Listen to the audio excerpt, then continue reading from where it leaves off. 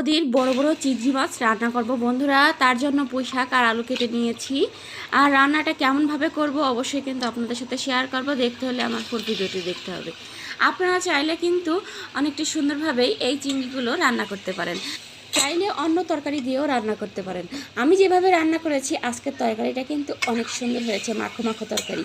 আপনারা এই শীতের দিনে কিন্তু এই তরকারিটা রান্না করতে পারেন। চিংড়িগুলো আমি কেটে ধুয়ে সুন্দর করে মশলা মাখিয়ে কষিয়ে নিয়েছি। এরপরে সবজিগুলো দিয়ে দেব, দেখতে থাকুন বন্ধুরা। এই যে চিংড়ির ভিতরেই সবজিগুলো আমি দিয়ে দেব। পুঁই শাকগুলো কিন্তু একদম আগা নিয়েছি, কচি কচি আগা যেগুলো সেগুলো নিয়েছি। আপনারা কিন্তু এই রান্নাটা অবশ্যই করবেন, একদিন অন্তত খেয়ে দেখবেন যে কতটা টেস্ট। একটু পানি দিয়েছি। এই যে আমি পুঁই শাকগুলো আর আলুটা দিয়ে দিয়েছি, একটা আলু দিয়ে দিয়েছিলাম, তাই সেটা দিয়ে দিলাম। বন্ধুরা আপনারা কিন্তু এই রান্নাটা করে খেয়ে দেখলে মনে হবে যে একটা তৃপ্তিকর তরকারি খেলাম। আর দেখুন ধনিয়া পাতা কিন্তু দিবেন, অবশ্যই দিবেন ধনিয়া পাতা। ধনিয়া পাতা না দিলে কিন্তু তরকারির ঘ্রাণটা সুন্দর আসে না।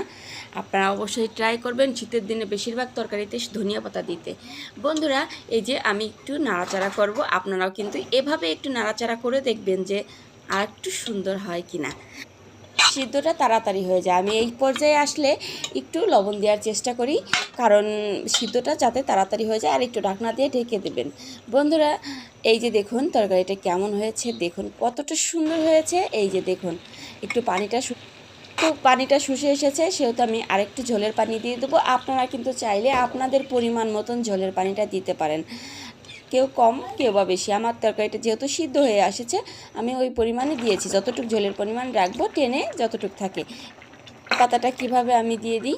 আর আপনারা চাইলে কিন্তু তেলে রাখা জিরা গুঁড়াটাও দিতে পারেন। বন্ধুরা এরপর কিন্তু পরিবেশন, খেতে মনে চাচ্ছে নাকি? এত সুন্দর তরকারি দিয়ে খেয়ে দেখুন না কতটা সুন্দর হয়।